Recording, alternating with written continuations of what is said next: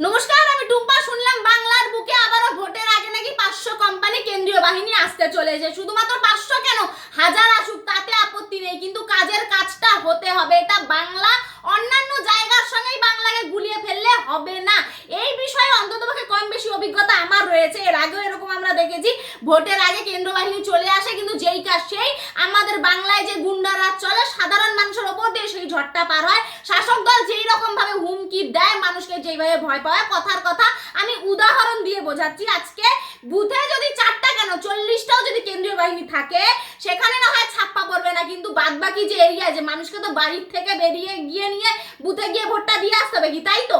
সেখানে যদি বাড়িতে গিয়ে মানুষকে হুমকি দেওয়া হয়, বাড়িতে মানুষগুলোকে যদি আটকে দেওয়া হয় যে ভোটের পরে দেখে নেব, কেন্দ্রীয় বাহিনী তো তাকে বাঁচাতে আসবে না তখনকার, তো এই রকম করে যদি মানুষকে ভয় দেখানো না, তাহলে কি বাংলায় এই কেন্দ্রীয় বাহিনীকে এনে ভোট করিয়ে কোনো কাজের কাজ লাভের লাভটা হবে? নিশ্চয়ই হবে না।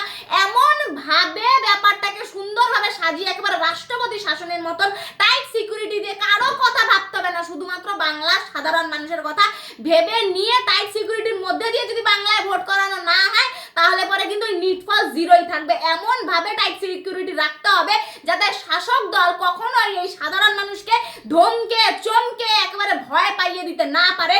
আর শুধুমাত্র এইটুকুই না, মানে স্বাধীনতাটাও দিতে হবে। এই যে কেন্দ্রীয় বাহিনী আসবে, এর আগের বারও দেখেছিলাম শীতলকুচিতে যখন একটা 19-20 ঘটনা ঘটে, সেখানে যখন আর্মিরা অ্যাকশন নেয়, তখন সেই আর্মিদের বিরুদ্ধেই কেস হয়ে যায়। সেই স্বাধীনতাটা দিতে হবে। আর এরকম করলেও চলবে না যে পুলিশের আন্ডারে এখানে আর্মিরা এসে থাকবে। আর্মিরা তো এখানকার জানে না কি ভৌগোলিক পরিস্থিতি রয়েছে, এখানে কিরকম গুন্ডারাজ চলে, কোন এলাকার কি পরিস্থিতি রয়েছে। সেই স্বাধীনতাটা তাদেরকে দিতে হবে, যাতে তারা তাদের মতন করে কাজ করে বাংলার সাধারণ মানুষকে সেফটি দিতে পারে। এই স্বাধীনতাটা দিতে হবে যাতে তারা তাদের মতন করে কাজ করতে পারে আর বাংলার মানুষকে নিরাপত্তা দিতে হবে।